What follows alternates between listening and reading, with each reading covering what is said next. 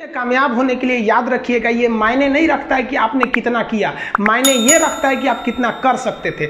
जब लंका में पुल बनाया जा रहा था पत्थरों को जोड़ जोड़कर सीता माँ को लाने के लिए, तो बंदरों के साथ साथ गिलहरियाँ भी वहाँ पत्थर भर रही थी। तो इन सबसे कितना पत्थर ही उठेगा। एक बंदर आया तो उठा के फेंक दिया गिलहरी को, भाग यहाँ से, तो इतनी पत्थर बीच में ला रही है। तो मर्यादा पुरुषोत्तम राम के पास वो जाके गिलहरी गिरी, तो गिलहरी को वो प्यार से सहलाए थे ना, तो ऐसा कहा जाता है कि इस पे जो निशान है गिलहरी के पीठ पे वो राम जी का है। राम जी ने उस बंदर को बुलाया और कहा कि देखो तुम इतना विशाल पत्थर उठा रहे हो तो तुम्हारा शरीर भी विशाल है, ये गिलहरी इतना बड़ा पत्थर उठा रही है जितना इसकी क्षमता है। तो आप अगर कामयाब होना चाहते हैं तो आप ये मत सोचिए कि आप हमने आज 8 घंटे पढ़ लिए या 8 घंटा हम मेहनत किए, आप ये सोचिए कि आप कितना कर सकते थे। और देखिए, जो सपने देखते हैं उनके लिए तो पूरी रात छोटी पड़ जाती है, और सपने पूरे करने वाले के लिए पूरा दिन छोटा पड़ जाता है। अगर आपके अंदर जिम्मेदारी है ना, तो आप यकीन मानिए आप चैन से सो नहीं पाएंगे। जिम्मेदारी ऐसी चीज होती है जो रातों की नींद छीन लेती है। रात में जगने वाला हर लड़का आशिक नहीं होता। पैसा और समय में तालमेल बिठाना बहुत जरूरी होता है। पैसा कहता है कि तू कुछ करेगा तो हम आएंगे, जबकि लोग गलती करते हैं। लोग कहते हैं कि पैसा आएगा तब हम कुछ करेंगे, ऐसा नहीं है। पैसा कहता है कि तू मुझे आज बचा ले, मैं कल तुझे बचा लूंगा। पैसा बेशक भगवान नहीं है और ना ये आपके साथ ऊपर तक जाएगा, लेकिन पैसा जब तक आपके साथ है ना, तब तक आपको नीचे गिरने नहीं देगा। देखिए, पैसा जीवन में बहुत कुछ है, बहुत कुछ, लेकिन पैसा सब कुछ नहीं है। इंसानियत मायने रखने चाहिए। समय के साथ आप कभी खिलवाड़ मत कीजिएगा। दुख की बात यह है कि समय बहुत कम है, लेकिन सुख की बात यह है कि अभी भी समय है। लेकिन समय के पास इतना समय नहीं है कि आपको दोबारा समय देगा। वक्त नहीं लगाइए आपको यह निर्धारित करने में कि क्या करना है, वरना वक्त निर्धारित कर देगा आपका क्या करना है। हम सब की सबसे पहली जो शिक्षक होती है वो माँ होती है, इसलिए माँ का शिक्षित रहना बहुत जरूरी है। अगर कोई शिक्षित माँ है तो वो कभी भी अपने बच्चे को शिक्षा से दूर नहीं करेगी। मेरा ये हरगिज कहना नहीं है कि जिसकी माँ अशिक्षित है उसका बेटा पढ़ा लिखा नहीं होगा। मेरी माँ आज भी अनपढ़ है, आज भी उससे 1 रोटी मांगते हैं ना तो वो 2 रोटी दे देती है। दुनिया की सबसे अच्छा अलार्म जो होता है वो माँ होती है। आप कहिएगा सुबह 7 बजे उठाने के लिए, वो आपको 6 बजे ही उठा देगी और कहेगी बेटा 8 बज गया। आपको इस दुनिया में आपको सबसे बेहतरीन ढंग से जानती है कोई तो आपकी माँ। वो और दुनिया से आपको 9 महीने पहले से जान रही होती है। कहा जाता है कि मेरे नसीब में एक भी गम न होता अगर मेरी तकदीर लिखने का हक मेरी माँ को मिला होता है। माँ बचपन से पाल के बड़ी होती है। आइए यही ना है छोटका, बड़ा होके क्या बोलेगा, माई वाइफ माई लाइफ। गजब बबुआ गजब, इतना उम्र पे छोड़ दी रहती माई ना तो कुत्ता नोच के खा गया रहता। बड़ा होके कहेगा माई वाइफ माई लाइफ। कभी भी माँ बाप से आप ऊंचे आवाज़ में बात नहीं कीजिएगा, वरना आपको शिक्षित कहलाने का कोई अधिकार नहीं है। और बाप जो होता है ना, बड़ा खुददार इंसान होता है, कभी बोल नहीं पाता है। माँ तो बोल भी देती है ना, बाप बोल नहीं पाता है। जेब खाली रहने के बावजूद मैंने बाप को कभी ना कहते नहीं देखा। इस दुनिया में बाप से रईस इंसान मैंने नहीं देखा। लेकिन इन दोनों को कहते हैं कि आप अपने बच्चे को जी जान से प्यार कीजिए, उसे सोने का निवाला खिलाइए, लेकिन उस पर नज़र रखिए दुश्मन की तरह क्या कर रहा है, वरना एक दिन बिगड़ जाएगा। माँ बाप भी लड़कियों को भेजते हैं हॉस्टल में पढ़ने के लिए। हॉस्टल जाती है बबनी पढ़ने के लिए, हाथ में घड़ी नहीं, और उधर से जब आती है छुट्टी पे तो 3000 का सोनाटा का घड़ी पहन के मम्मी पूछती बबनी घड़ी कहाँ से, तो मेरी सहेली गिफ्ट दी है बर्थडे पे। आपको पता चल रहा है वो सहेली गिफ्ट दे रही है, इतना सहेली का गिफ्ट आ रहा है वहाँ पे। आप नज़र रखिएगा, वरना एक दिन आप ही पछताएंगे। पिता को भी हम ये कहना चाहते हैं कि आपके दिए पैसे से ही आपका लड़का बिगड़ता है। अगर उसे ज़रूरत 8000 की है, आप उसे 15000 देंगे तो जेन्युइन है, एक दिन वो आपका नाम खराब करेगा। पैसा ही इंसान को ज़्यादा बिगाड़ता है।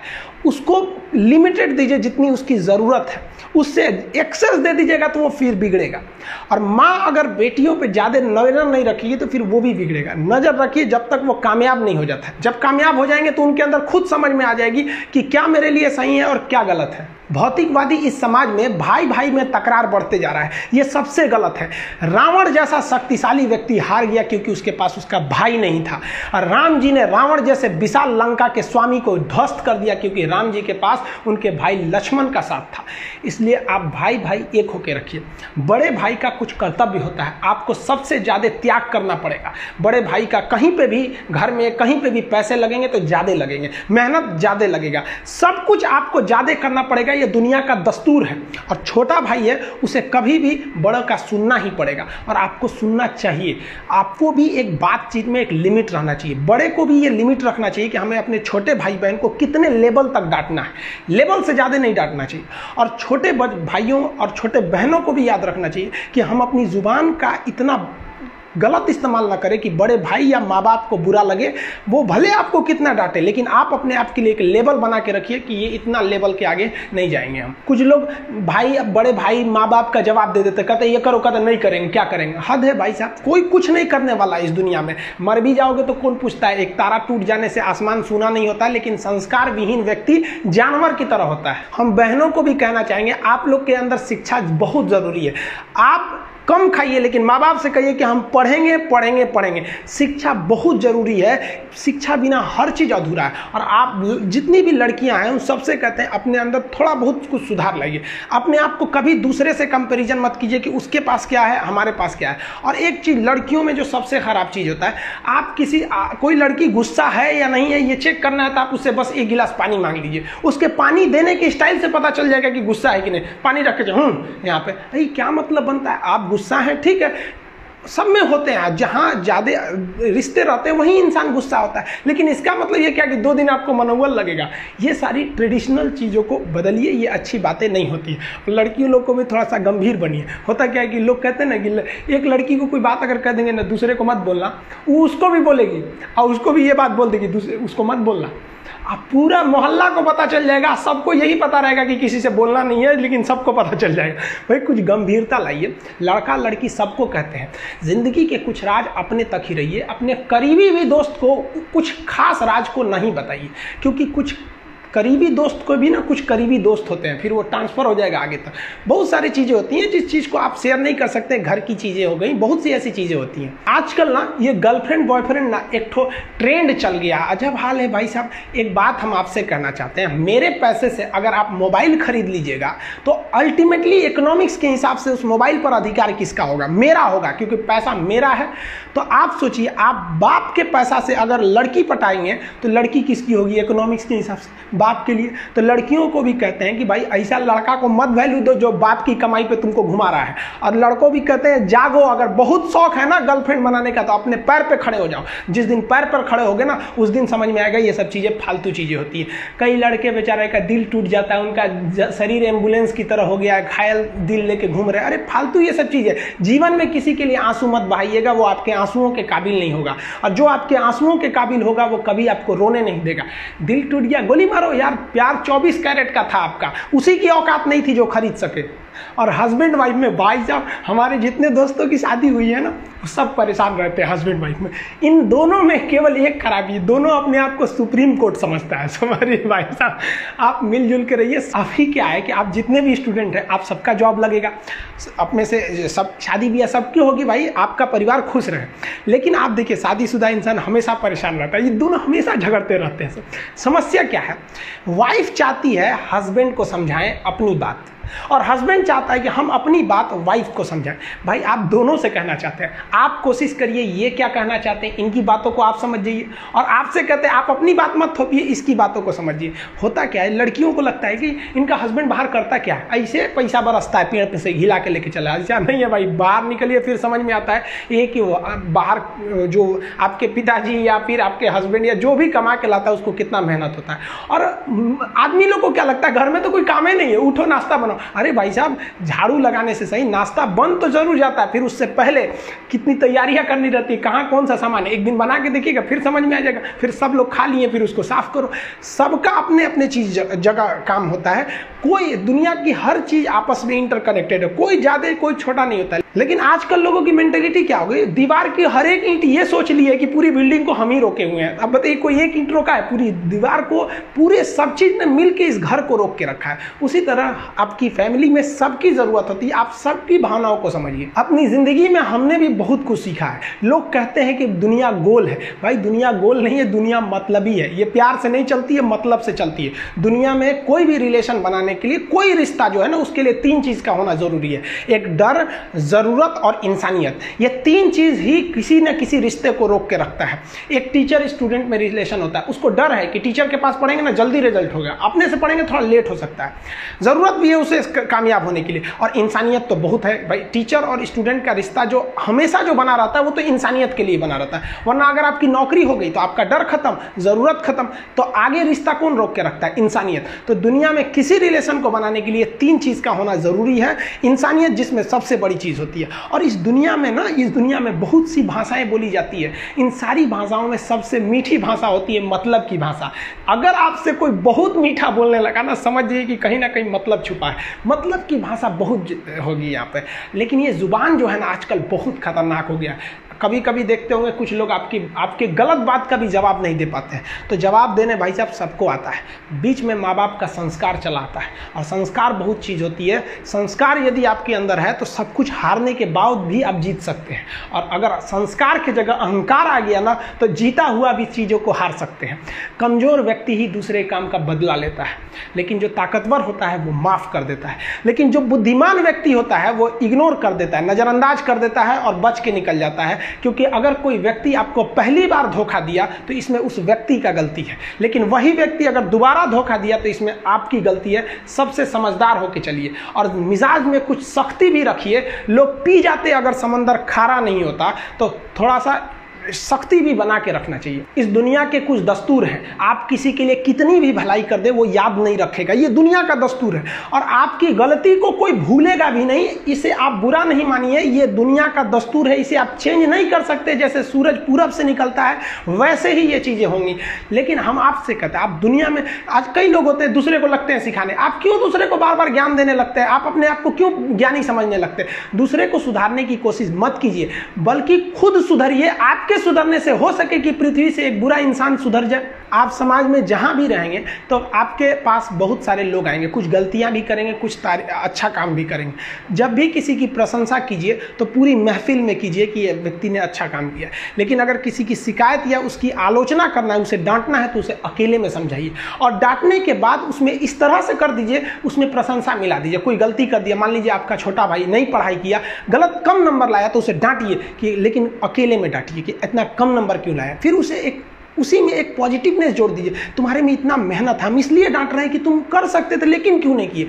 मतलब आप केवल इसे निगेटिव मत बोलते रहिए। और किसी भी रिश्ते को अगर बिगाड़ना है ना, चाहे कितना भी गहरा रिश्ता क्यों ना हो, उसकी कमियों को डेली कोंचते रहिए। तुम ये किया, तुम ये किया, तुम ये किया। यार दुनिया का कोई रिश्ता चौपट हो जाएगा। गलतियां सबसे हो जाती हैं, लेकिन दोबारा गलती नहीं होना चाहिए। जब भी किसी की आलोचना करिए तो उसमें एक छोटी सी प्रशंसा जोड़कर ही उस आलोचना को खत्म कीजिए कि शुरुआत तो डांटने से किए थे, बाद में उसका हौसला बढ़ा के हंसी मजाक में उसे निकाल दीजिए, बीच बीच में उसे फिर एहसास दिलाइए, लेकिन बार बार कमियों को नहीं गिनाना चाहिए। महाभारत देखिएगा, महाभारत में जो कृष्ण भगवान थे वो कौरवों के बीच गए संदेशा लेके, आखिरी संदेशा, वहां पे भी उनकी भाषा देखिएगा। आप महाभारत अगर सीरीज देखिए तो भाषा देखिएगा, दुश्मन से भी इस तरह से बात कर रहे थे जैसे लगता था गुरु जी से बात कर रहे हैं। ये भाषा की मर्यादा। लेकिन आज ये वही श्याम की धरती है, ये वही पुरुषोत्तम राम की धरती है जहां लोग तहजीब भूल गए कि का बात करना कैसा चाहिए। ये वही पुरुषोत्तम राम थे जिनके अपने भाई लक्ष्मण जी को जब शिक्षा लेनी थी ना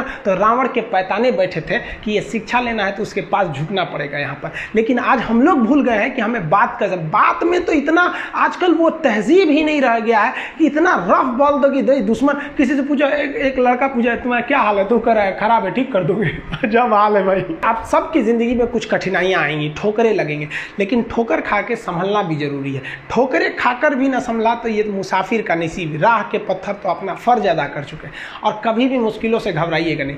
कोको कोला कंपनी जब स्थापना हुई थी तो एक साल में केवल इसके 25 बोतल बिके थे।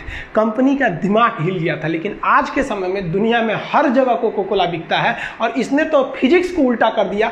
लोग कहते हैं ठंडा मतलब तो कोको कोला। भाई साहब ठंडा मतलब वो होता है जिसका टेम्परेचर कम हो, लेकिन इतना बिका कि इसके आगे लोग भूल गए कि ठंडा मतलब कोको कोला नहीं होता है। ठंडा मतलब वह चीज जिसका टेम्परेचर कम है। इसलिए परेशानियों से कभी मत घबराइएगा। आगे बढ़ने के लिए तकलीफ का होना जरूरी है, क्योंकि छांव आते ही इंसान के कदम रुक जाते हैं और धूप में कभी कदम नहीं रुकते हैं। ज़रूरी नहीं कि हर चीज़ आपको किताबें और यूनिवर्सिटी में ही पढ़ाया जाएगा। बहुत से चीज़ें हैं जो आपकी खाली पेट और खाली जेब सिखाएगी, जो आपको कोई टीचर नहीं सिखाएगा। कहते हैं जरा सी छेद क्या हो गई मेरे जेब में, सिक्कों से ज़्यादा तो मेरे रिश्तेदार गिर गए। लाइफ में सबका स्ट्रगल होता है। हम लोग के भी लाइफ में बहुत तकलीफें आई थी। ज़िंदगी में इतने तकलीफ देखे कि अब अगर तकलीफ नहीं होता है तो तकलीफ होता है। ज़िंदगी ने उस मुकाम पर लाकर छोड़ा है जहाँ पसंद तो बहुत कुछ है लेकिन चाहिए कुछ भी नहीं। लोग कहते हैं कि खाली हाथ आए थे खाली हाथ जाओगे, गलत बोलते हैं। लोग भले खाली हाथ आते हैं लेकिन जब जाते हैं तो अपने साथ कुछ संस्कार, कुछ यादें छोड़ जाते हैं। एपीजे अब्दुल कलाम खाली हाथ तो आए थे, क्या खाली हाथ गए? हमारे जितने देश के लोग हैं उन देशवासियों के लिए एक प्रेरणा के स्रोत बन गए। लेकिन अगर आप खाली हाथ आते हैं और खाली हाथ चले जाते हैं तो आपका पुरुष योनि में जन्म लेने का कोई अर्थ ही नहीं बना। अपनी मंजिल को भुलाकर जिया तो क्या जिया, है दम तुझ में तो उसे पाकर दिखा। लिख दे खून से अपनी कामयाबी की कहानी और बोल उस किस्मत को कि है दम तो मिटा के दिखा।